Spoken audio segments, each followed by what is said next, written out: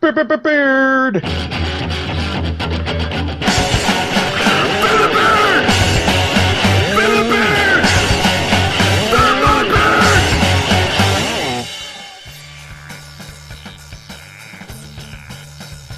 This is Fans Talk Wrestling, a weekly conversation where fans talk the wrestling world in all of its laughable glory.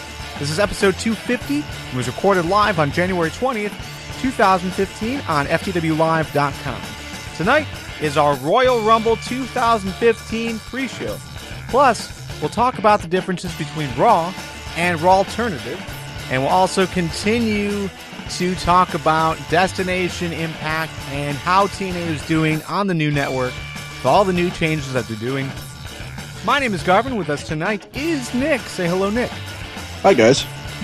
And, of course, we got Joe. Say hello, Joe. What is up, my kids? Hey, if you're listening live, say hi and leave your thoughts in the comments here on our Mixler channel. If you're listening on demand, you can reach out to us and let us know what you thought. Check out fanstalkwrestling.com for full show notes and how to get in contact with us. So we've got a lot of stuff planned. Again, we're trying to keep it under 100 or so minutes. We're trying to keep it under, about an hour. So before we begin, though, some programming announcements real quick. The first thing is a schedule change. We are now recording Fans Talk TNA, which is our secondary TNA only podcast that we record. It's about a 20-minute show. We are now recording that on Tuesdays before Fans Talk Wrestling. So you can now tune in right around 7 o'clock. 7:15 is when we get started. And that's going to lead right into the main Fans Talk Wrestling show. And you can get that on FTW250.com. 7:15 thereabouts p.m. Eastern Time. Also, be on the lookout. We are dabbling with the idea of putting out some more content, putting out some new content, some exclusive audio for our supporters. And we're going to be using Patreon, to put that together. So be on the lookout for that. We are looking for ideas of what kind of new content to put out. I know there's been a push, especially lately with Raw being mediocre at best. There's been a push to talk a little bit more about Lucha Underground, a little bit more about NXT. We want to do that, but we're going to need your help. So be on the lookout. We're going to reach out to you guys for that.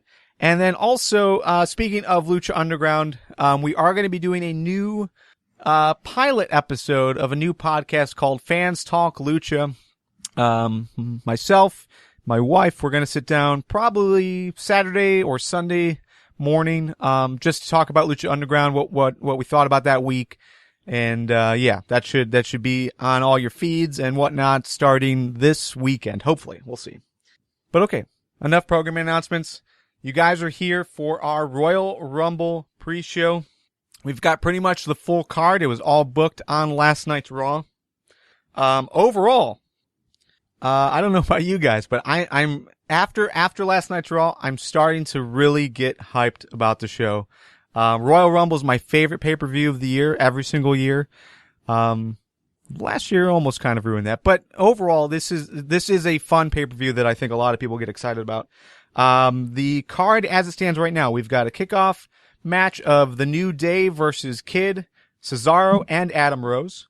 Then the main card is Usos versus Mizdow for the Tag Team Championships. Paige and Natalya versus the Bella Twins. The New Age Outlaws versus the Ascension. Cena versus Rollins versus Lesnar for the WWE Championship. And the Royal Rumble match is 30-man over-the-top challenge. Overall, what match are you guys looking forward to the most? For me, it's a Royal Rumble match. Always, it always gets my my blood pumping. It's always the spectacle to watch. I dare say that I enjoy the Royal Rumble more than WrestleMania. Even though WrestleMania is supposed to be the biggest show, the most popular one, it's a great show usually. Yeah. Even though in past years we've been like, meh.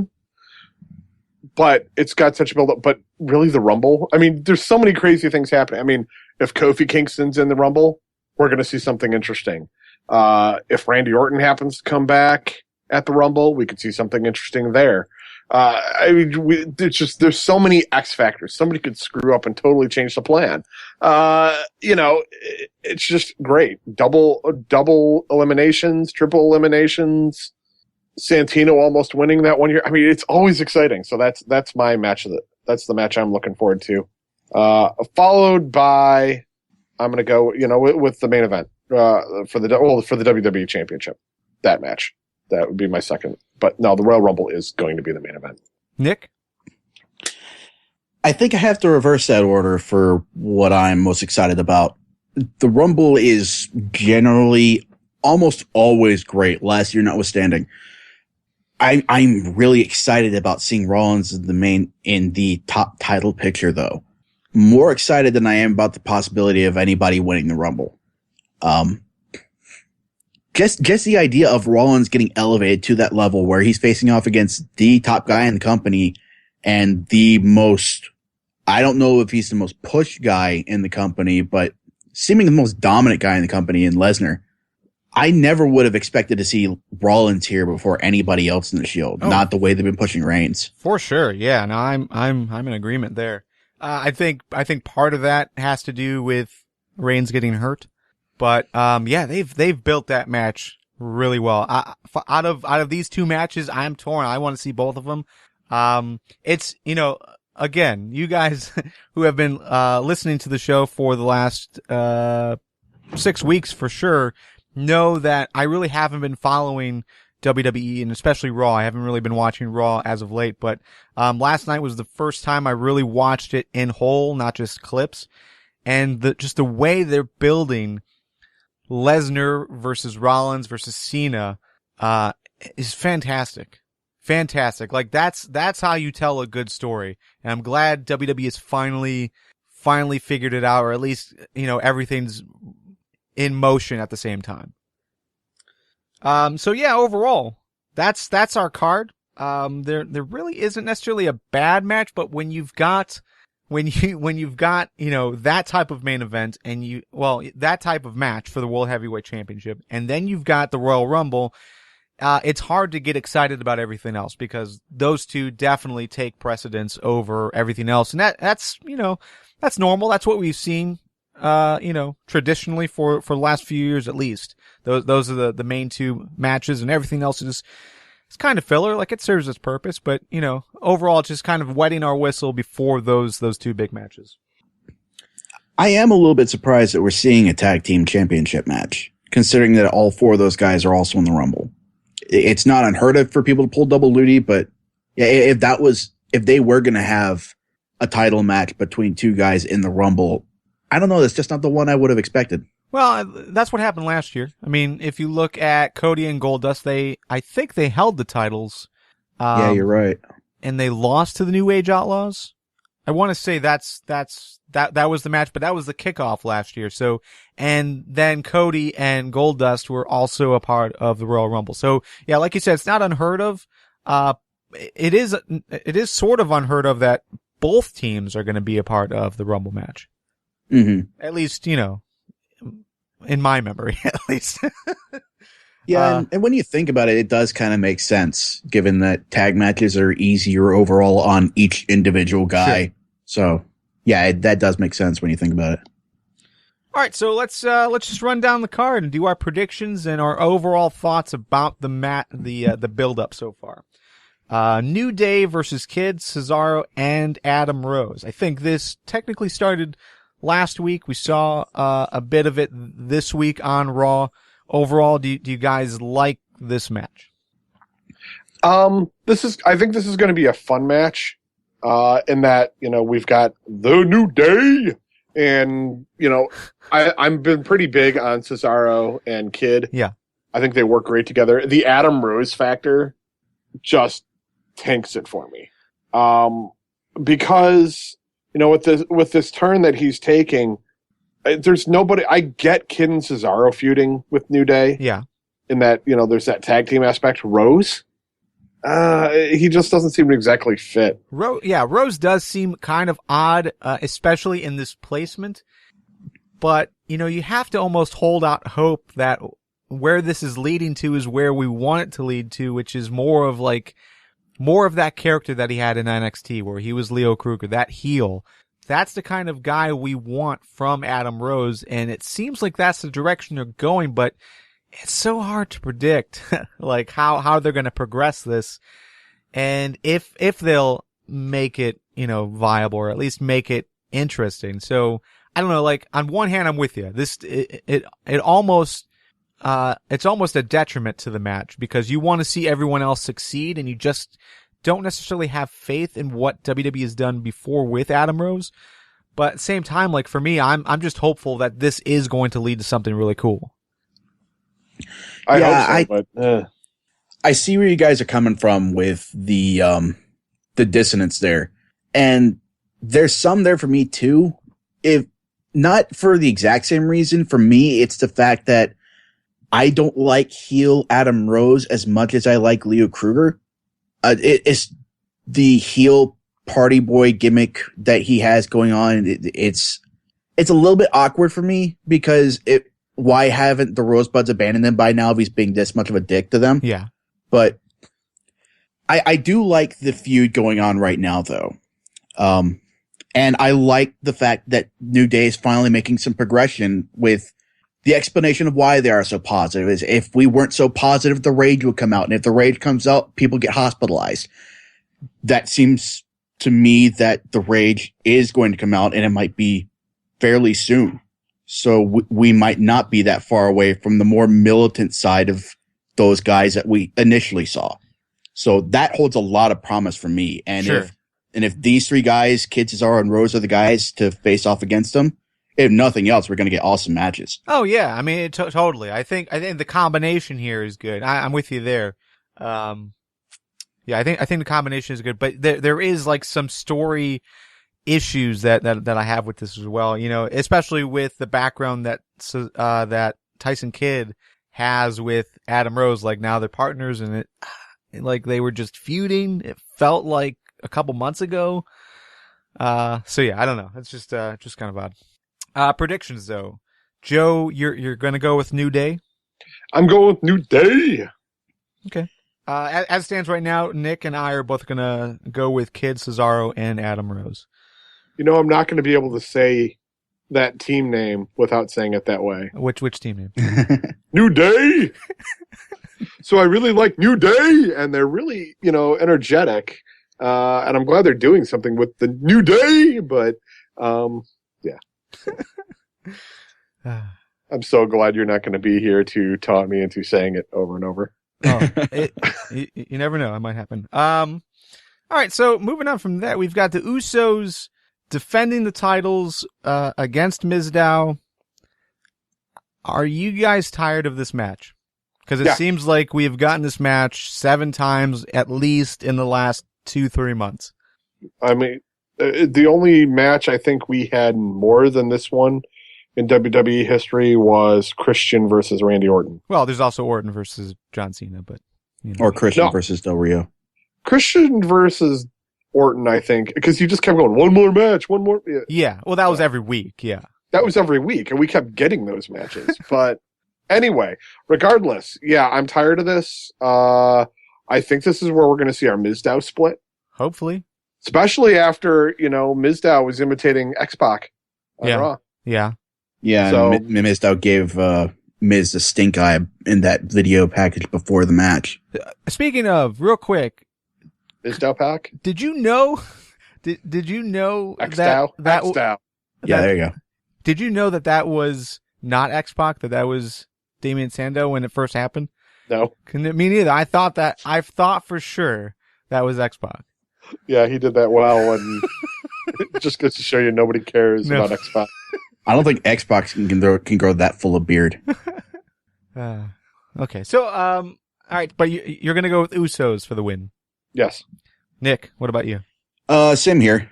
I think this feud is played out. Yeah, overall, I'm with you guys.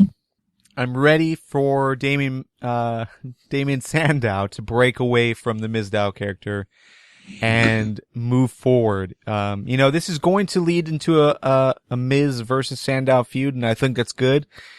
It might be a good way to help sell Fastlane, which is our next pay-per-view.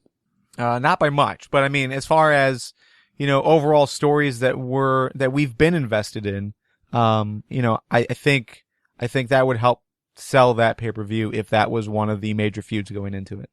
So I'm with you guys. I want to see the split. Usos retain, and hopefully we get some other tag teams involved with the Usos this week or this upcoming cycle. Not just one tag team, but like a solid 2-3 tag team feud. That'd be really cool. Paige and Natalya team up to take on the Bella Twins, and I do know this. This is one of the feuds set up because of what's happening in Total Divas, as far as like the teaming of Paige and Natalya. So this is like one of those things that we're getting. There's the storyline, the cross storylines happening. This is one of them. Overall, like, are you guys into this at all? Do you care about this? What, Paige and Natalya?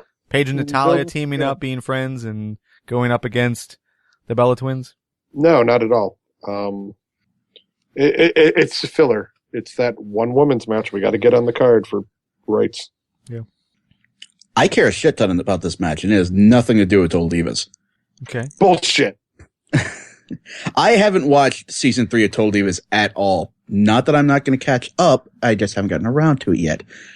But Paige and Natalya makes sense as a team.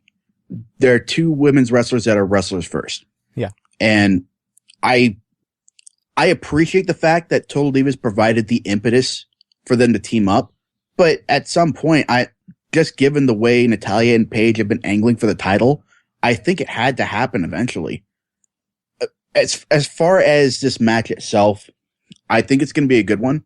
I think we're going to see the Bellas actually manage to keep up with Paige and Natalya. So maybe we might see the split between Paige and Natalya. So that would be interesting too. Yeah. Especially given the fact that Paige has kind of gotten the lion's share of the attention. She's gotten the wins almost exclusively since they started teaming up. So maybe Natalya starts feeling slighted or, what's the word I'm looking for? Outshone. And she wants to prove why she's the better wrestler. So I don't care how it happens. I just want to see that feud happen. Paige versus Natalya, I think would be really cool.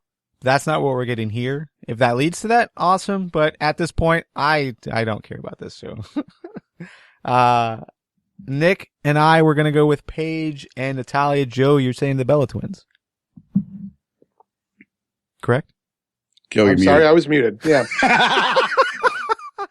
Oh, I'm answering, and now we know. Now we know it's not a Hangouts issue. It's definitely a you issue. No, that one because I hit it on my mic cord.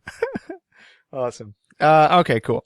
So this week on Raw, we got a little bit more build in the Ascension. So we got another thing with the Ascension, and when this started, and I watched Raw today. So when this segment started on Raw with the Ascension coming down to basically break up the NWO reunion, I thought it was really cool because they were taking that controversy that they started with the Road Warriors comment.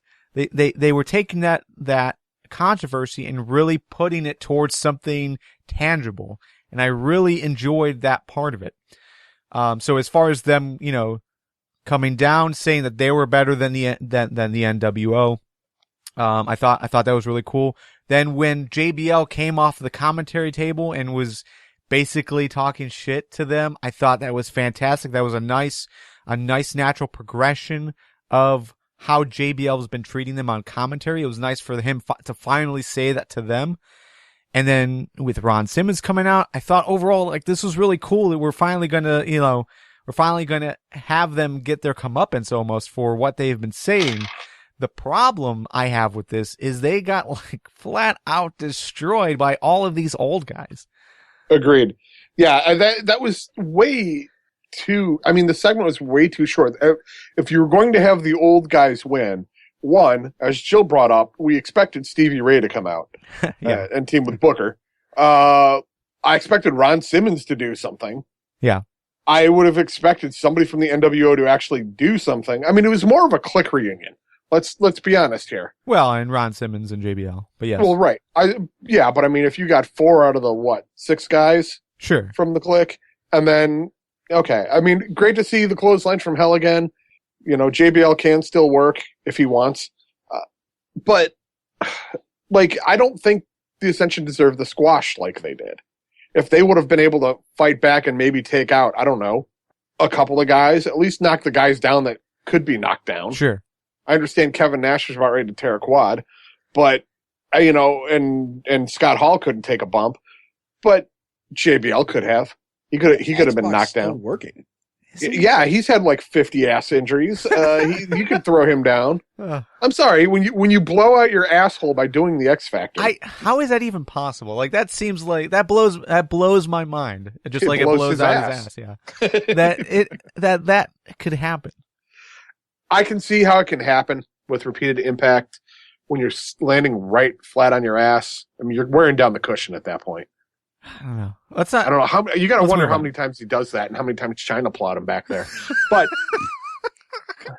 that being said, I definitely think that segment really hurt the Ascension. That being said, I think Ascension's taking this one against the New Age Outlaws. It's they're getting their revenge for the crappy beating they got on Raw. Nick, what do you think? Was this a quote unquote burial of the Ascension? It was the closest thing we will ever get to it on WWE TV, or at least until they manage to plumb new depths. Yeah, that whole segment was bullshit as far as I'm concerned. I never liked the fact that JBL does this with everybody that comes up from NXT, and the fact that he came up off commentary speaking on a live mic and talking all manner of shit to the Ascension. And then they just get squashed like that. I'm with Joe. That squash never should have happened. If that was going to happen, it should have happened a lot later after the Ascension debuted. They faced nobodies and they've talked a lot of shit. They needed to do some backing up of that shit talking before they got smacked down like that. Right. So yeah, they absolutely need to just steamroll the New Age Outlaws here to start getting back some credibility. And I hope they kick JBL's ass in the process. If for no other reason than JBL needs an ass kicking. Yeah, and overall, I mean, this isn't the first time that we've seen something similar to this. The whole, if you remember, I can't remember if it was last year or the year before, but Heath Slater was going after all of the legends. Obviously, Randy Orton being the legend killer, that helped like progress his story. Actually, obviously Heath Slater, like, getting knocked down by all the legends every single time he was out. That was funny, and because it was Heath Slater. I mean, like, they weren't necessarily using him or they weren't trying to build him up to be these unstoppable guys like they're doing the Ascension. We also saw something similar with Chris Jericho when he ended up, it was a WrestleMania match. I think it was him versus Mickey Rourke. No, it was supposed to be Mickey Rourke, but it was That's him. Right. Yeah, it was supposed to be Mickey Rourke, but then it was against. Go ahead. It was against Snuka. It was against Steamboat. Yep. And everyone was impressed with Steamboat, but I forget who the third one was. I don't remember the third one either, but the payoff there was that we saw Steamboat so majestic and so very similar to like our memories of how great that guy was. So like that was the payoff of being able to see Steamboat again in that capacity. But Roddy Piper, Snuka, and Steamboat. Okay, cool. But yeah, in this instance, I don't see how this benefits the Ascension. It's obviously going to anger them. At least I'm hoping. I'm hoping that this angers them so that they just squash the New Age Outlaws. But for the payoff to be, at least for this part of the story, to be a match against the New Age Outlaws, I am not really interested in seeing that. I mean, the New Age Outlaws, we've seen them wrestle. Last year, Royal Rumble, they were fighting for the title. So it's not like they're coming back and this will be cool like it was for Steamboat. This is like, why aren't they in the title match against the Usos? Why aren't they in competition with some actual tag teams? So I don't know if I would necessarily say this was a burial, but yeah, like you said, Nick, this is the closest that I think we've actually been able to accurately use that term. So overall, we're all going to go with the Ascension. That's our pick. That leads us to the discussion of what's going to be the main event. Is it going to be the World Heavyweight Championship match, or is it going to be the Royal Rumble? What do you think, Joe? I'm going with the Royal Rumble, as it has quite frequently been the main event. You know, we can watch WWE Championship match, and no matter who wins, then all the questions, come up. Who's going to be? Who's going to be? Who's it going to be? Who's it going to be? Who's going to be the guy who's going to take on that person at WrestleMania? Right. Well, but really that's not true, because we could always have a change at Fastlane for the WWE Championship. They've done it in the past with the Elimination Chamber. Well, that's different. How so? Well, it's a big gimmick pay-per-view. Regardless, they had a title change to the pay-per-view with only a month to build the pay-per-view, to build the new WWE Championship match. So we could still see a change there. Yeah, no, okay, you're right. I mean, Cena versus Rollins versus Lesnar, each guy has a number of people who will be in the Rumble match that would make a great opponent for them. Right. I mean, let's say Lesnar wins, Cena and Rollins could both be in the Rumble match. They could be entered in the Rumble match. Not that would be a good idea, but Rollins goes in. You've got the possibility of Ambrose.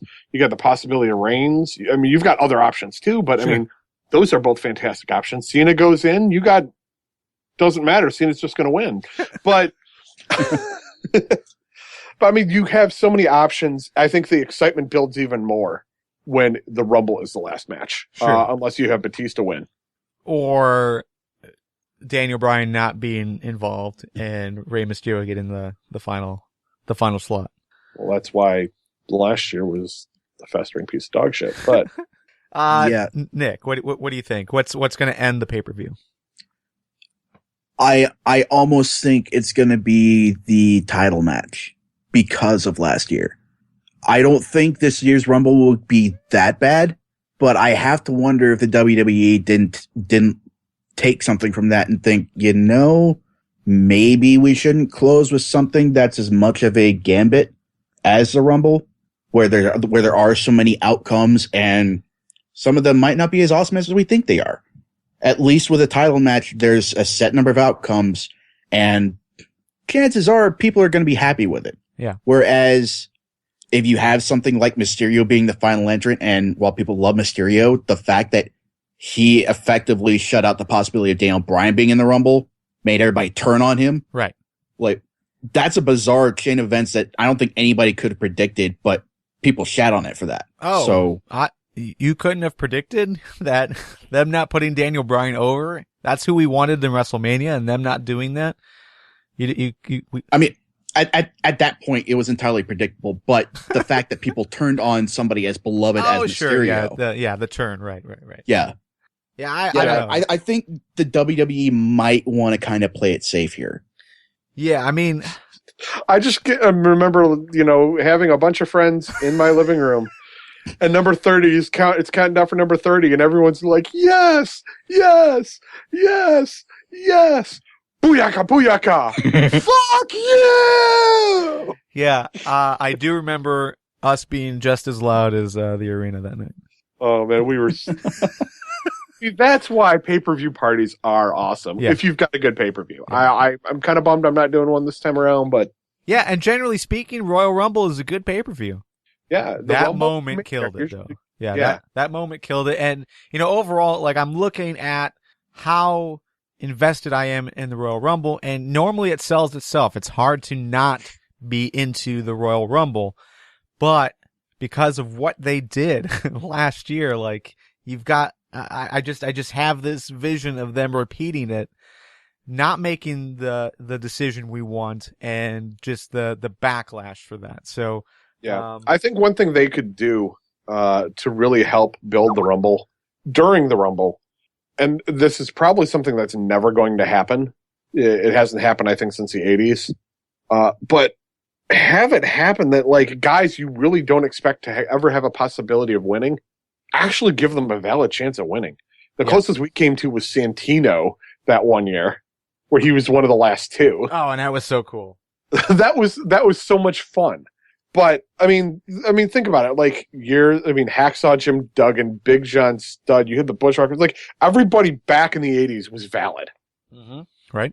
And maybe that's because we had the Jobber crew who built up guys on shows most of the time, as opposed to what we have now, which is superstar versus superstar. We never really got that unless it was a big card, or not to the extent that we do today.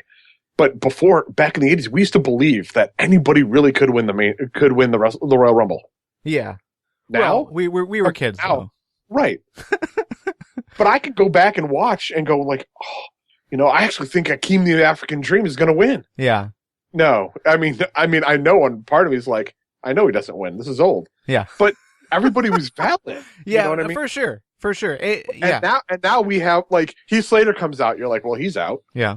It's fodder as opposed to believability. And that's kind of a bummer. For sure. I mean, there's like a top 6. There's a top 6 that I think we all have. We might not say it, but there's usually like a top 6 mental list of people and I think we can pretty much all agree on that top 6 of who could be chosen to win, kind of thing. I think it's definitely like you're saying, it's definitely changed to what it used to be. And yeah, that's a shame. It's a shame for sure. But I think part of that is, us looking at, how we act right now as adults. And, I look at my 10-year-old nephew and he has no idea. He probably thinks anyone could win. So I guess it's all based on perspective. You should find out and let us all know who he thinks is going to win the Royal Rumble. You know what? I'll send my brother a text message. Send him a text message right now. All right. So, overall, yeah, I think the idea of either of these matches being in the main event could work. But it, like Blue was saying in the live chat, what WWE needs to do is make the right decision, on who wins the Royal Rumble. That's what is going to make the Royal Rumble good, is making the right decision. And, Roman Reigns is not the right decision. Daniel Bryan, I think, is the right decision. But here's the potential problem. Okay. So we now know that last year the plan was never for Daniel Bryan to be in the WrestleMania main event. It was supposed to be Daniel Bryan versus Sheamus 3 at WrestleMania. That was announced by Daniel Bryan in a recent interview. So we do know that was the original plan. Right. We changed that. Like, we made WWE change it because we were so behind Daniel Bryan and so against anything else that they were doing. Like, we were so vocal. So, but at the same time, I mean, just look at what they did. They listened to us and they gave Daniel Bryan a shot.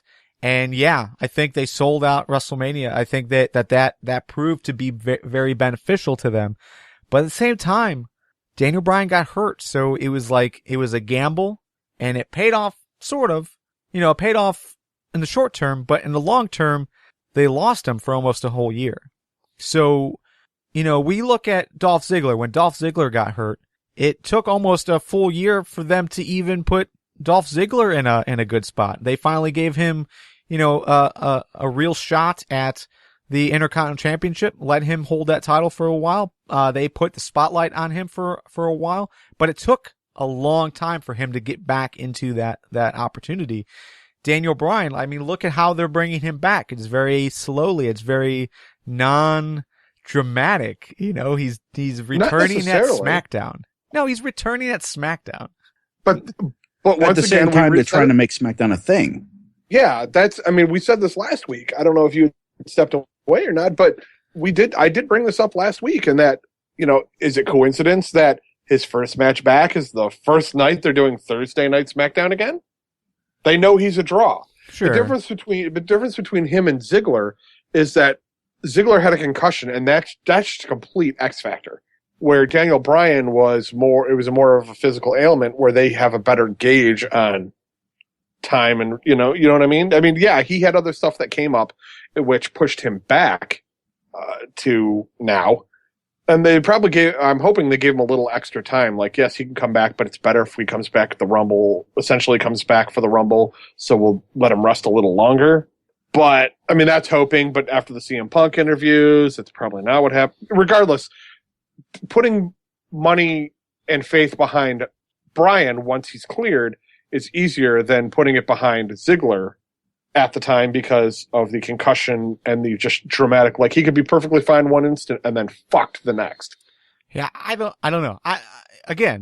This is just my personal view of how things have gone thus far with Daniel Bryan. You are not allowed to have a personal view. I know, but your personal view is wrong. It's possible. Okay. Your personal view is copyright of the FTW podcast. Listen, Deuce, let me believe what I want to believe.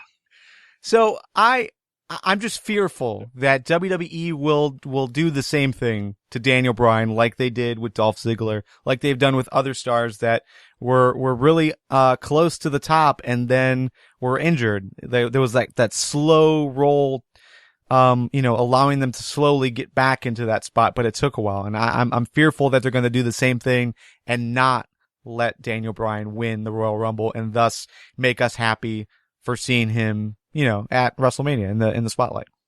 So, okay, let's talk. Royal Rumble, who wins? Well, I'm going to call for Daniel Bryan. See, and I'm going with Roman Reigns. We've always heard the rumor, and maybe that's why everyone thinks it's going to switch. Just because Daniel Bryan comes back doesn't mean he's not going to get a shot. But I think Reigns is going to get it, and we'll see either a match with Rollins or Lesnar at Mania. Yeah, that definitely makes sense. I'd probably lean that way more if bringing back the Authority didn't strike me as sort of picking up where they left off when Bryan got injured. So Daniel Bryan didn't exactly put the Authority away. And I don't know, given that the original plan for him at last year's WrestleMania was to fight Sheamus, I don't know if the WWE considered having Daniel Bryan being the ultimate victor over the Authority. But I don't know, things seem to be falling into place that way. Right. Yeah, I definitely want to see Daniel Bryan win. There's a lot of, it's the internet. There's a lot of rumors, a lot of talk out there about, leaked information on who might win. Some names being thrown out right now are Randy Orton. What's your thoughts about maybe Orton being a surprise entrant and winning? Gross. It could happen. Something that also popped in my head was Sheamus. Right. Sheamus is another name. I mean, I just saw a picture of him being interviewed for WWE.com. He's got a little bit of that beard growing out. Yep. Maybe he's going to team with Eric Rowan. Hey, there you go. They can be like the Ginger Snaps or something. I do like that. I was thinking Big Red, but whatever. I mean, Big Red and Bigger Red. Yeah. Comes from the land of North, Big Red. If anybody remembers that SNL commercial. No. DDP. What about DDP? That's a name of a potential surprise return. That could be fun for, the old school fans. Yeah, definitely not winning, but I think it would be a nice return too. Bully Ray, or in this case, Bubba Ray and Devon, them making their return. If they did, it'd be for one night. Really? Yeah, it'd be awesome to see, but I don't think it's ever going to happen. Interesting. I mean, if anything, they should have done it. If they should do something during the New Age Outlaws Ascension match. Oh, I guess that would only be if they were going to stick around for a little bit. Yeah. But no, I could see them, get in the ring, beat on some guys a little bit. We get a what's up.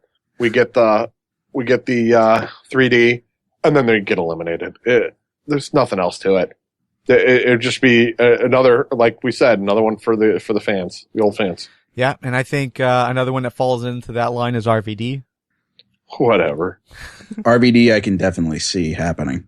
He does it so often, though. Yeah, this is his match. This is his match to return to. Yeah, for sure. Yeah. Just like Sheamus coming back from injury, there's also talk that Bo Dallas might be ready to return, and this could be his return match. If we're going to see a return from Bo Dallas, I think it's going to be on Raw. I want his elimination to take less time than Santino's. Oh man! Like they don't even let him in the ring; they just block him out, and he just walks off. Yeah, like he could slide in and go for the Bo leave and then be thrown out. Well, that could be. It could be like Savage, the year, was it 90 or 91 Royal Rumble, where Ultimate Warrior lost the WWE champion or the WWF championship to Sergeant Slaughter with the help of Macho Man. Macho Man was supposed to come out, and you saw his leg, but then you see him got grabbed and pulled back behind the curtain. Yeah. Could see something like that, but really for Bo Dallas of all people, Yeah. I don't know. Rey Mysterio. That's another name. Only if we get ADR. Actually, I've seen, I don't know if I want to call them reports. Rumors would probably be more accurate, but I'm hearing a lot of talk that everything's been fixed up between Mysterio and the WWE. I could see So they them, threw money at it. Yeah. essentially, yeah. It's really... Well, really, they fired what the else social is there? media guy. Yeah. They fired the quote unquote one racist in the company. Yeah, so Rey But I Mysterio's thought another Triple name. H was there. But he hugs little children when he scares them at ringside. All right, what about Ryback, Dolph Ziggler, or Eric Rowan? Do they return for the Royal Rumble match, or the Raw afterwards? All three guys are in the Rumble. Yeah, I would imagine so. Yeah, I'm with you guys. I think that You is need accurate. filler. Yeah, I mean, overall, this entire list, I would be fine with all of these guys. Bully, Bubba and Devon, I would only be fine with if they're going to be there for a while. Yeah, I think they would only be fine with it if they were going to be there a while. Because I don't see Devon maybe, but Bully / Bubba, I'm just going to call him Bully since It's so hard. Yeah, until he officially comes back to reclaim that name, it's Bully. Yeah, I just don't see his ego being able to stand for just a one night kind of deal. I think he would want to make a lasting impact if he was ever going to go back. For sure. Is that when we get something like an RVD or not an RVD, an APA brief entrance into the Rumble just to knock those two out? Oh God. No. All right, so fantasy booking. This is like way out there, but this is WrestleMania season. It's time to talk about potential WrestleMania matches, which means, well, let me just throw it out there. You guys give a yes or no whether or not you'd be okay with this. But here's fantasy booking. Now, I can't remember where I read this suggestion, but I'm almost really into it. Almost. Spit it out, man. All right, here we go. So as we know, the winner of the Royal Rumble gets the title shot. They get the World Heavyweight Championship or the WWE Championship title shot at WrestleMania. So how about this? Is there any chance The Undertaker is a surprise entrance, wins the Rumble, challenges and beats Lesnar, and retires as champion? No way. No. Only if he's facing Bret Hart and the Iron Sheik. But if this happened, would you guys be okay with Undertaker retiring as champion? Like this is his final match? No. I'm not after seeing him last year. Yeah, I'm not. I don't mean to be a dick because I respect the guy greatly. Yeah, he's done so much for the business, so much for the company. But now that the streak has been broken, I don't want to see him at WrestleMania again. Well, especially after that last showing. Yeah, I mean, granted, you can say Brock was sloppy and caused a concussion or whatever, but. Man, we've seen pictures of him recently. Yeah, well, we've seen pictures of him recently before every WrestleMania, and we scoff at it because of how awful he looks. But he still does okay. This last match, talk about how he's still fucked up from that match. Yeah, and we don't need. Seriously, the guy has done so much. Enjoy your retirement, man. Seriously. No, I agree. But, why I'm almost totally into this is because, you've got the rumors that Brock Lesnar is gone after WrestleMania. So Lesnar's gone.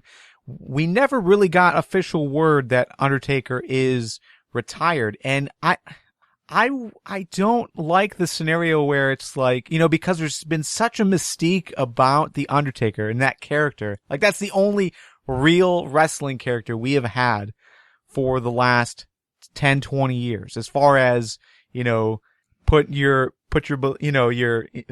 reality to the side kind of thing. He's the only guy that has really carried that throughout the 80s, 90s, and 2000s. So because of that, you can't count the 80s. Well, whatever. So he debuted in 90 or 91. Okay. So regardless, still, the fact is, like, I don't want him to just be another wrestler and just announce his retirement. I would rather it end in a wrestling moment. You know, his final match, his retirement match, like an actual retirement match, I think would be better for what he has done for the company. And the fact that, you know, he seeks out and takes vengeance, or, you know, gets his revenge on Brock Lesnar by not only taking the title, but beating Brock Lesnar at WrestleMania. I think it would be a really cool finish to the end of his career. So, I think WWE is burning through Lesnar appearances because he's not going to be back after the Rumble. But now, you mentioned that Lesnar's done after Mania. I don't want Undertaker in a match. I want the show to end with Undertaker dragging Lesnar to hell, so they both leave in a dramatic fashion. Sure. We get that final moment with Taker. I agree. I would like that, like a Buried Alive type match. Or not have him involved. Yeah. Because I don't want Lesnar to make him a paraplegic. Yeah. Yeah, like because after if it's Lesnar. No, but if it's Lesnar's last match at Mania, Lesnar's not going to give a fuck. Remember Lesnar versus Goldberg at WrestleMania? I don't know. It's different times. That was such a vile match. I mean, neither guy gave a crap. They phoned the entire thing in. Taker doesn't deserve that. If anything, whoever beats him beats Lesnar. And then Taker may reach up and grab him like from underneath the ring and pull him down in like he's pulling him to hell. And that's what I'm talking about. I don't want Taker in a match. No, okay. As long as he's not in a match. I don't know. I'm with you guys. Like, as far as the comparison, this would be very similar to Goldberg and Lesnar leaving the same night. But I think people would treat it with a little bit more respect because it's Undertaker. That's all. Oh God, Judas's idea in the chat: Taker and Sting versus Triple H and Kane. Nope. No. Oh God. Nope. No. No. All right. Predictions for the WWE Championship match: Lesnar, Rollins, or Cena. Who walks out with the title? This one's rough. You guys. I actually think it's going to be Rollins, and that my reasoning for that is in tandem with my prediction for the Rumble match. I think Daniel Bryan versus Rollins would be an excellent way to main event Mania, and I just don't know if you could get that with any combination of a Rumble winner and Lesnar, and I really don't see Cena walking out with the title. Well, Lesnar and Daniel Bryan would be an excellent match. It would be, but would it? I don't know, because they've told the David versus Goliath story before, and I would think that this will be a moment where Daniel Bryan does put away the Authority. Okay. For me, I'm going to go with Lesnar. I think Lesnar wins. I think regardless of what Lesnar is going to do next, if he is going to sign with UFC, even though I think the rumors were his contract's up in March. I think that was according to Dana White in a recent interview. So if Lesnar is leaving for UFC, he's not going to need to start in UFC until at least April. So I'm with the belief that they can pay Lesnar a bunch of money to stay for one more match at WrestleMania, get his WrestleMania payday. So yeah, and I think you can tell a lot better stories with Lesnar as champion. But I am intrigued with the idea that Rollins could win as well. Either way, I think the main event at WrestleMania is going to be good, whether or not it's Lesnar or Rollins. So we're just going to go ahead, Joe. I would say we're going to totally discount the idea of Cena winning. I don't even want to, I don't. Let's not jinx it. I don't want to think about that. All right. Oh, by the way, I'm going with Lesnar. Okay. Just a side tangent. If Rollins does win the title, do you think that could mean that Rollins would have no reason to cash in, and therefore, would that be the first time that the briefcase has never been cashed in? Well, he's still got a lot of time. Yeah, I mean, there's still a couple months left. But he's got till what, June or July? When is it? I don't know, man. We always argue about this and whether or not it's WrestleMania. It's not. It used to be it's WrestleMania when the case was at WrestleMania, but it's a year from the date they earn it. Okay. Yeah. Yeah, I just can't remember what month Money in the Bank is. Is it June? I went to Money in the Bank, and I think that was July. Money in the Bank 2014 took place on June 29th, 2014. That was almost July. So yeah. Yeah, I think I for me, if Rollins wins the title, I think he has to use the briefcase. You know, if you know, and I'm saying at Royal Rumble. So if Rollins wins, I think a good scenario would be World Heavyweight Championship match, and then you have the Royal Rumble, and then you have whoever wins. So if Lesnar wins the title or retains the title, then Lesnar comes down to go face to face with whoever wins the Royal Rumble, so they can do the WrestleMania sign finger point thing that they always do, and then Rollins comes down and cashes in. I could see that. So potentially, maybe setting up a 3-way for WrestleMania. Giggity. Yeah. And you know what? That would actually be kind of cool if we had a 3-way. I mean, because there was always that talk that maybe the Shield main events WrestleMania, all 3 members. Yeah. I mean, I'm fine with a multi-person main event at WrestleMania as long as we don't do that. We have a McMahon backing each guy thing. Yeah, right. Oh God, because then Shane gets stuck with a Big Show,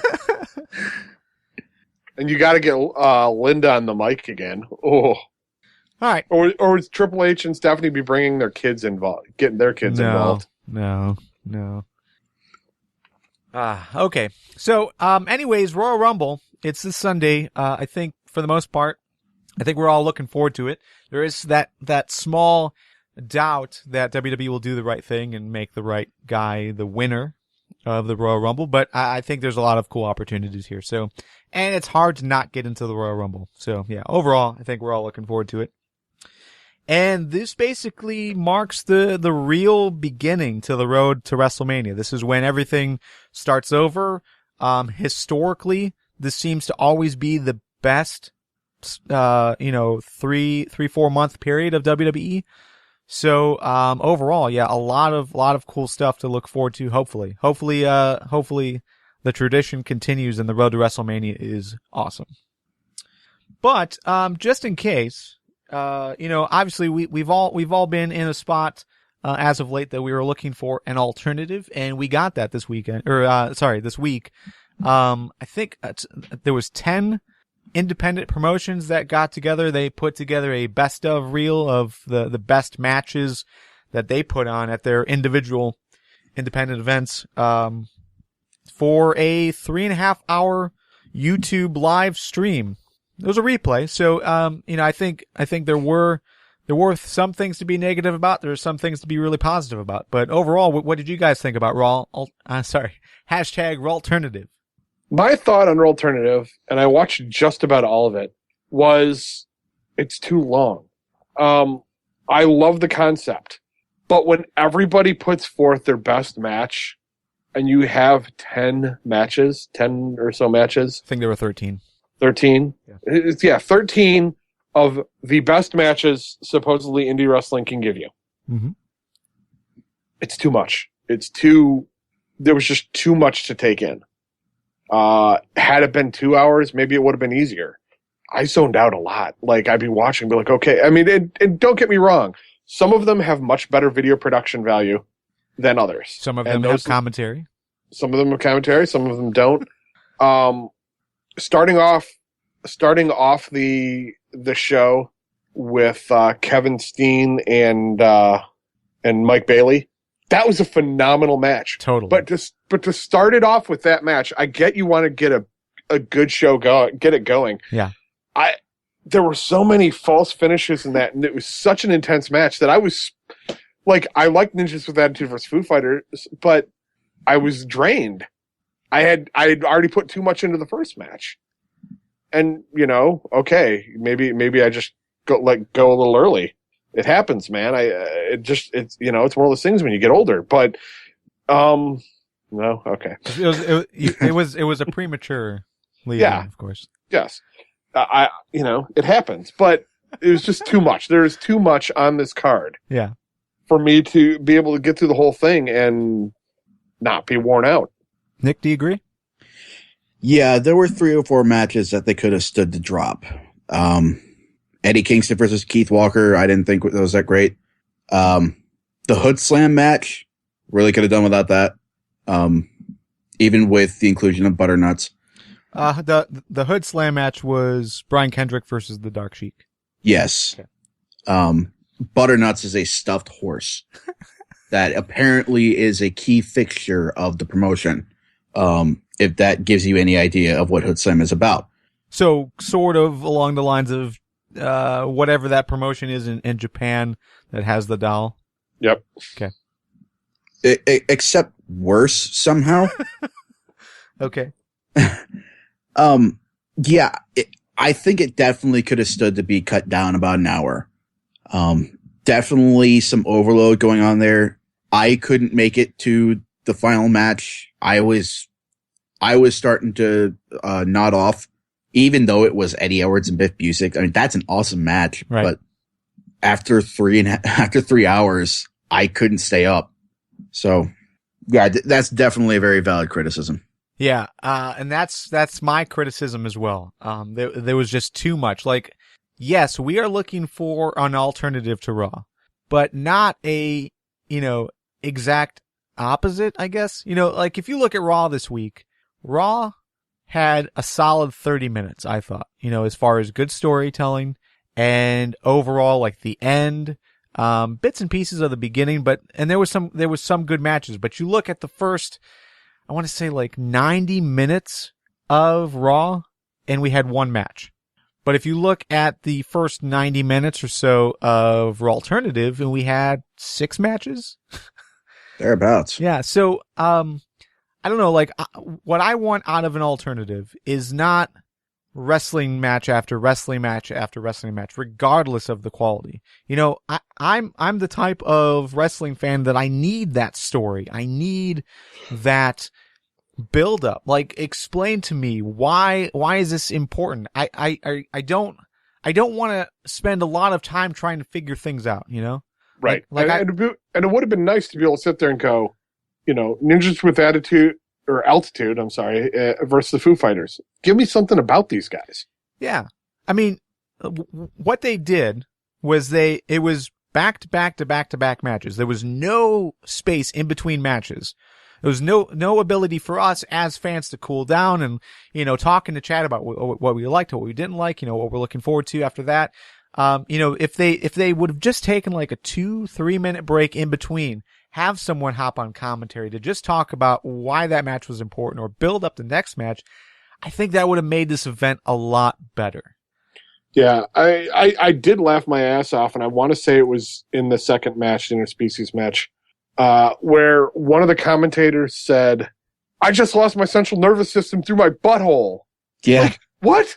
What does it even mean? Yeah, I mean, indie. The indie stuff is kind of sketchy at times. So, some humor you won't get.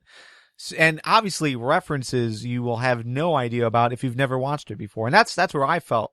I'm reading the chat as things are happening. I'm watching the show. I'm listening to the commentary for the matches that have commentary. And I'm just lost. I mean, it's a fantastic match. Don't get me wrong, especially Kevin Steen versus Mike Bailey. I thought that was a brilliant match, especially as your kickoff. Especially if that was the trend moving forward, which, in the end, it didn't really hold the same feeling throughout the entire event. That could have been a main event. Yeah. That could have been the final. Oh yeah, for sure. So yeah, for me, it was, as an alternative, yes, I think WWE could spend a little bit more time wrestling. For shows that WWE puts on, especially Raw, like, I enjoy the wrestling matches that they do have. Like when they used to give Cesaro 20 minutes to start off the second hour, that was cool. They strayed away from that, and their stories are generally bad. At least they have been. But I don't think this was a proper alternative in that, it gave me everything I wanted. It didn't provide that. It did provide good matches.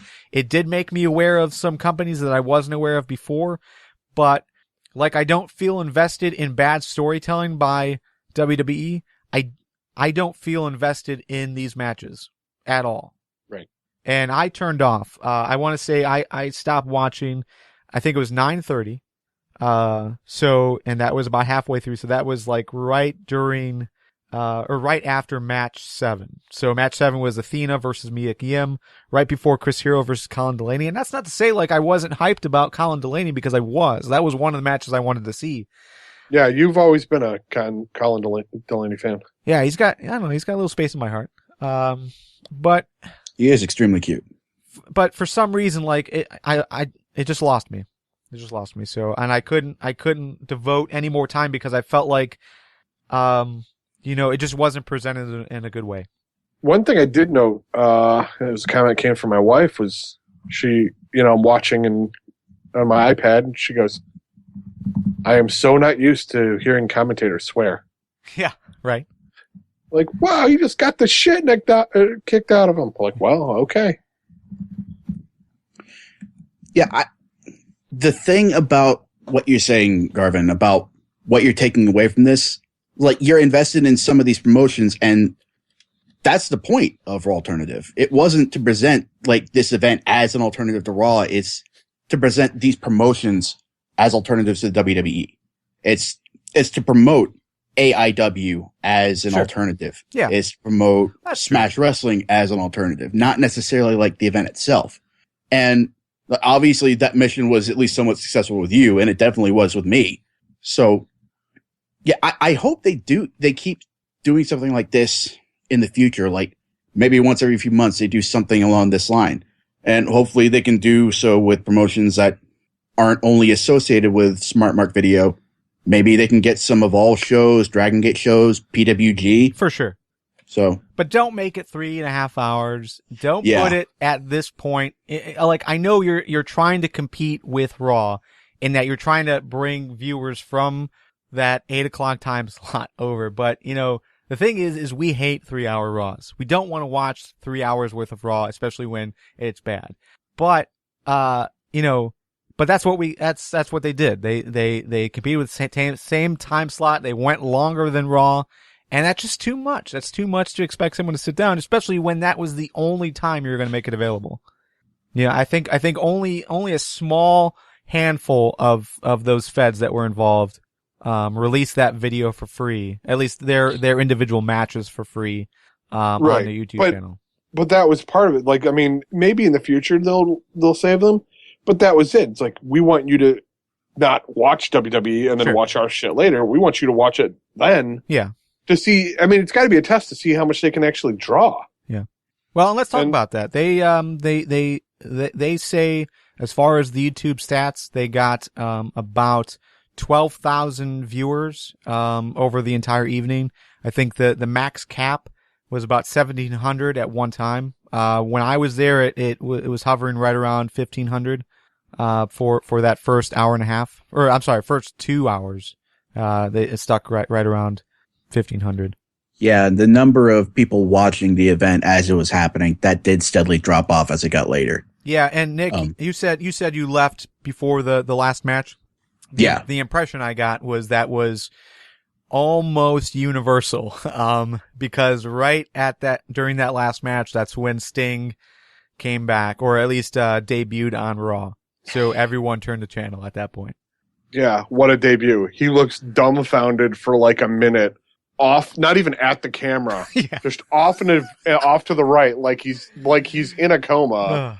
Yeah. Well, it looked like a still photo. Yeah, like just there to mess with Mullins, and then he actually moves and comes out. Yeah, they made that commentary. Oh, that's just a photo, Moggle. You can see the camera kind of shaking a little bit, but then he comes out. Like, to me, that was pointless. And I know that there was a comment made on our Facebook group that somebody was there. And they said the roof came off. Oh, but sure. Why? It's Sting. I mean, yeah, it's Sting. And he's new to us. You know, and that's the he's thing. Not. Well, he's new in a WWE ring to us. He's new to the WWE. Yeah. You can't say he's new to a WWE ring yet. Okay. But That's true. You know, he hasn't gotten in the ring. I'm still saying, like, there is that want to see what Sting can do. You know, I probably would have popped, but I think what lost it for me as far as Sting's return was that, and yes, I think we're done talking about Raw Alternative, but yeah, I think. Well, are there any matches we want to talk about? No. Like in particular? No. I think we already covered anything I want to talk about. Yeah. I mean, the individual matches themselves, there were plenty of awesome ones. Oh, sure. I mean, the entire event was best of. Every match could have main evented, you know, those individual pay-per-views, and I'm guessing most of them did. Yeah, I mean, like Chris Hero versus Colin Delaney was excellent. Yeah. Athena versus Mia Yim. My God, that blew anything out of that was a good match. What you'll see from the Divas division, NXT included. I don't understand why these two aren't signed by mainstream promotions. Okay. Not pretty enough. I don't know. I agree. There was a lot of good matches. We could go a little bit more in depth, but we are running out of time. All right. Well, let's talk. We have not talked at all about TNA. I don't think we're going to. So tune into Fans Talk TNA. It'll be out on Thursday morning. That, you know, the Wednesday, Thursday transition of midnight. That's when it's going to be. Tune into that for our TNA talk. Let's talk a little NXT. So NXT is something that we've wanted to spend time on. We're going to spend probably about 5 minutes just because, like I said, we're running out of time. But, you know, just some things that I've been noticing and curious what you guys think. But there seems to be like this seesawing of how they've been booking since, our evolution. So you've got like 1 week we'll get, say, Curtis Axel, his debuting. We've got Tyler Breeze making a return. We've got the tag team championships. That was 2 weeks ago. Then this last week, it was like an opposite roster. So we got Finn Balor and Tyson Kidd. We've got the Baron Corbin versus Bull Dempsey match. We've got the women's championship, as far as like highlighted. And then it ended with, Zayn versus Neville. So do you guys see this being a trend that they're going to continue with, or do you think this is all just circumstantial, or is there just not enough time to highlight everything they want to do every single week? No, I don't think. Go ahead, Nick. They're not going to highlight everything that's going on in an hour. Yeah, they've just got too much going on, and I don't mind the sort of alternating focus, especially since it is all happening in one night. They tape 4 shows in a row and then air them over the course of the month. So it makes sense that they would focus on different areas for different weeks. I don't know if it'd be better if they did expand it to 2 hours so they could fit more stuff in, but yeah, that's just how it rolls. So are they trying to do too much? Like, should they cut back a few things? I don't think so. Yeah, it'd be different if they were trying to do like a supercard every month, but they're not. Yeah. You know, they're giving them 2 to 3 months or whatever before they do one, so it gives them time to build up the storylines they need to. And even still, they're still dealing with, you know, a similar time slot.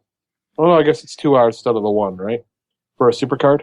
Yeah, for a but I mean, they're still giving. Yeah, but they're still I mean, we're only seeing 4 or 5 matches on one of their supercards, as opposed to, you know, like the bigger shows where they have 8 to 9 matches, or, you know, 7 to 9 matches every month. Right. So, I mean, it gives them time that they can build up storylines appropriately. And, you know, if storyline may be going, oh my God, doesn't happen anything, nothing happens at the pay-per-view with the supercard, that's awesome. That's the way it should be. Not every storyline has to have a pay-per-view match. That's true. And what Blue is saying in the live chat is the build-up gets more week to week as events get closer, especially with the NXT Championship. We saw that. It seemed like Neville and Zayn were on pretty much every single week. So yeah, Blue says that there's no need to change that.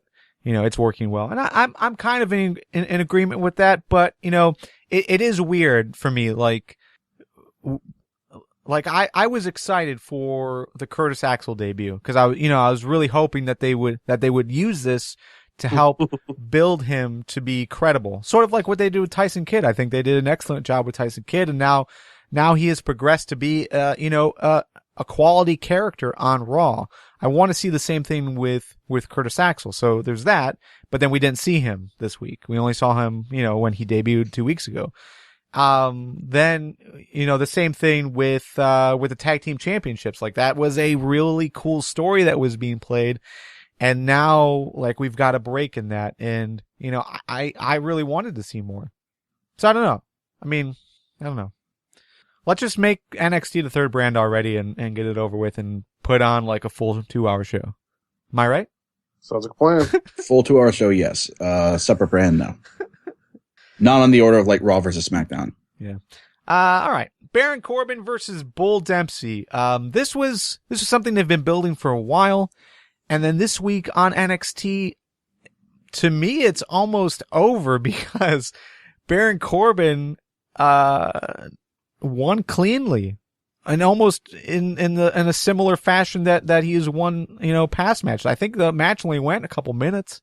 So does this end that, or how do you see this going for both of these guys? Where do they go next after this? I'd be completely fine with it ending here. I rather doubt that it will, though. I imagine Bull Dempsey will assault Baron Corbin and renew it. I don't know. I don't like Bull Dempsey. I don't think there's anything to him, or at least not to his character. So, yeah, I'd definitely be fine with it ending here. Joe? I'd be fine with it ending. I don't have any interest in Bull Dempsey. Yeah. So I'm with you guys as far as Bull Dempsey goes. He's not been that interesting since he got brought up, but we have seen improvements with him. We have seen him start to really develop a character. He slimmed down a lot. I noticed that this week. I don't know if you guys did, but it seemed like he's starting to get a little bit more fit. So, you finally give him a story that we can kind of get invested in because Baron Corbin's there. I don't know if I'm ready for them to end it, but yeah, like you guys said, like that does, it seems like that's what they're doing. They're just ending it. And I think, I do think that's a mistake. Yeah, my concern with them ending it there is I don't know where Baron Corbin goes next. Yeah. So that's why I think they won't, because there's not really another juggernaut they can pit him against. Unless they want to pair him off with Itami or Balor, which I don't think would be good for anybody. Sure. Yeah. I don't know. I don't know where either of these guys go. I don't want to see them drop Bull Dempsey, but if they can't make him successful in this setting, I don't know how you do. I don't think he can really be successful with that last of a dying breed gimmick. Not with how overdone it is. Well, not him in that. Like, I don't know. I always have a hard time getting into big guys with little voices. That's what she said? Well, Ezekiel Jackson is a perfect example of that.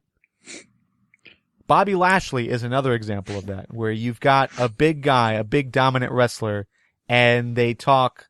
They don't have. I don't know. It's a deep voice thing. If their voice is higher pitched than my voice, I have a hard time getting into their character. What if they have a lift? Like the All-American, American. That is a swagger. Yeah, that is a detriment, but I don't think it stopped Jack Swagger. Didn't stop Dusty Rhodes. Yeah, it's true. That is true, but that was also a different time. Very true.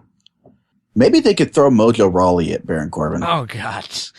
I don't want to see that happen either, but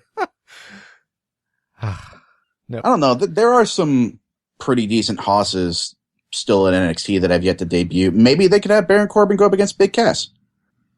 Maybe. All right, so Zayn versus Owens. That's the best story going right now in wrestling. Do you guys agree with that? One of, yeah. Yeah. I can't necessarily say it's the best, but it's very strong. I don't know what I'd put in its place, but yeah. Yeah, definitely top 5, probably top 3. To me, it's top 2, but yeah, like you guys said, I can't necessarily put another story there. 4 to 5 stars. Maybe, there you go, Harrison. Maybe I would, after this week's Raw, maybe I'd put the Rollins-Lesnar bit, close to that as far as other top stories. Rude versus Lashley versus MVP, like that whole like the TNA World Heavyweight title race. I think that's a good story as well. But yeah, it's definitely up there as best story going right now. I am totally into Owens versus Zayn. I don't know where Neville fits in there anymore though. It's like I'm already ready for him to move on and do something else. Yeah, I'd be surprised if he was involved in that anymore. I kind of want to see him face off against either Balor or Hideo. Yeah, that'd be good. Yeah, or get called up to the main roster. Maybe he's a surprise entrant in the Royal Rumble. Yeah, I mean he did recently drop the title, and the pattern has been once you drop the title, that's when you make you move up. All right, so Sami Zayn is your Fans Talk WWE champion, and he retained this week after defeating Neville. Your Fans Talk TNA champion is still Bobby Lashley. He did not lose a match. He lost the title because it was physically ripped out of his arms, but that doesn't count. So let's move on to win-fail. Women wrestlers aren't getting paid? Why do you do a job? Here is your win. You do any job, and fail is to fucking get paid! Of the week. Joe, your win of the week. I just lost my central nervous system through my butthole. That is my win of the week. Okay. I laughed out loud upon hearing that. Nick, your win? Despite the problems we enumerated about it earlier, I'd have to say our alternative. There are specific matches that I really enjoyed. The AIW matches with Gargano versus Ethan Page, Athena versus Mia Yim.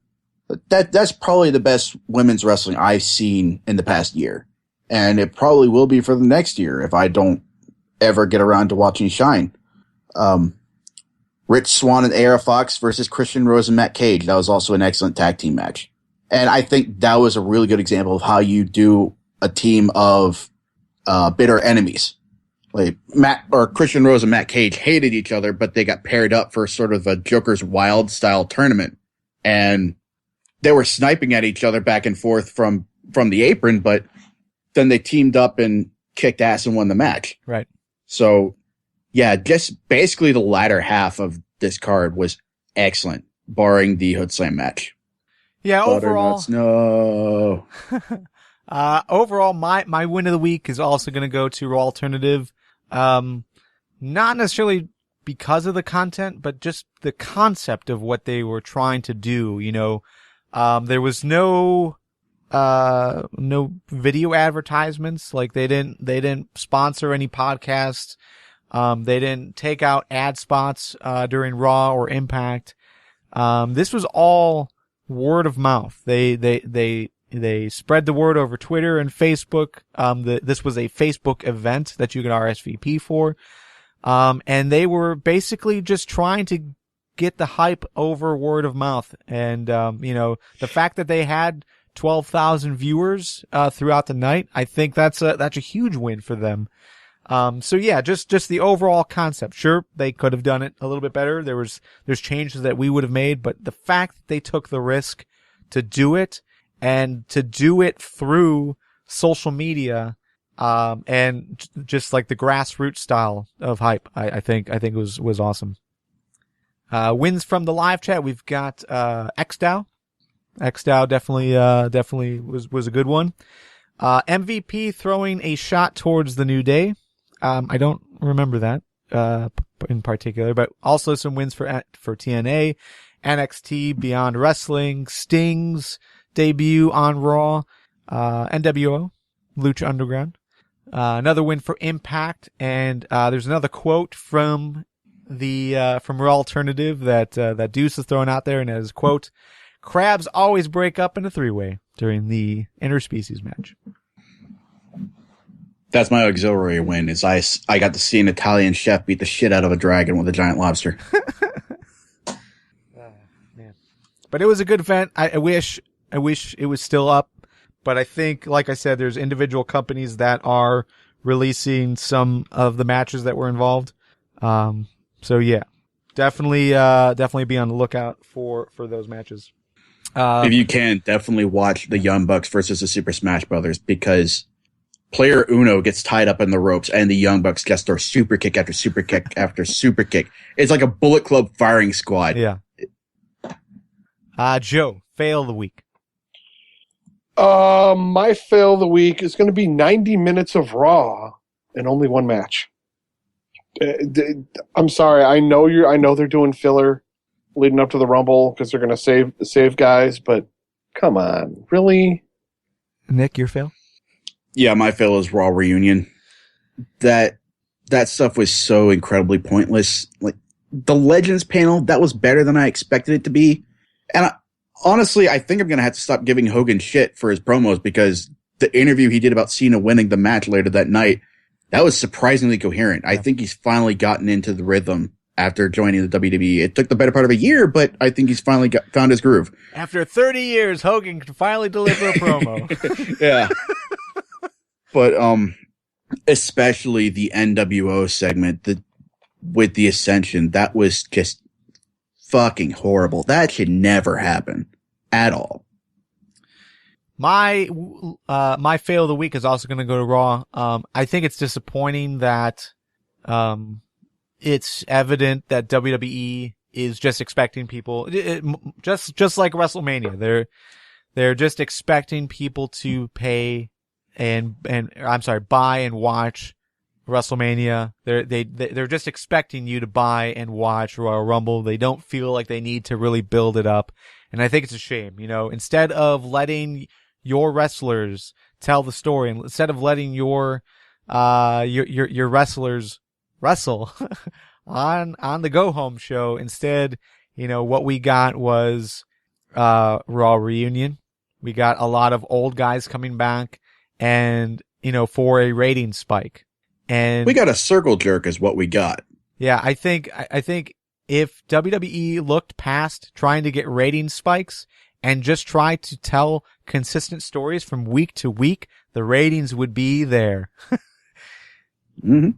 So that's my fail.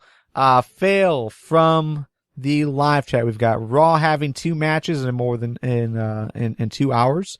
The Legends panel really didn't work. Raw's long ass talking in the beginning, I think that went about 25 minutes. Another thing I noted, 8 o'clock to 8:30 was nothing but talking.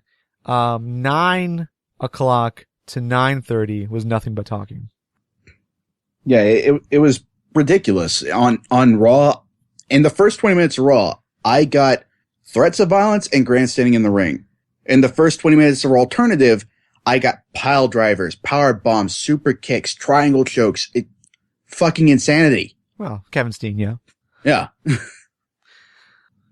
All right. Final thoughts. What's your final thoughts before we head out? Joe, you got anything? Yeah, actually I do. It's something I brought up in the live chat. I brought up before the show started. But if you remember us talking in the past about a local Detroit company called BCWA, one of their wrestlers is also a magician. One of the guys who wrestled there was also a magician. Went by the ring name of Jarek120. He is doing a Kickstarter to sell custom decks of cards that he uses when he does magic. If you go to tinyurl.com/Jarek Cards, that's JAREK CARDS, you can go right to his Kickstarter and kick him some money, because it's a really cool thing that he does, and support indie wrestlers any way you can. Yeah, and if you're listening on demand, we're gonna get that link in the show notes as well over on fanstalkwrestling.com. Yep. Nick, final thoughts? Yeah, this was brought up in our Facebook group, and I think it's happened enough times that I think it deserves mention for all of our various communities, be it Facebook, Twitter, G+, what have you. We saw last night with Raw Alternative that we have alternatives, viable alternatives, be they indies, be it TNA, ROH, New Japan. We finally have all these other areas that we can watch wrestling that we enjoy, especially if we haven't been psyched about the WWE for the last month, the last half year, the last 10 years, what have you.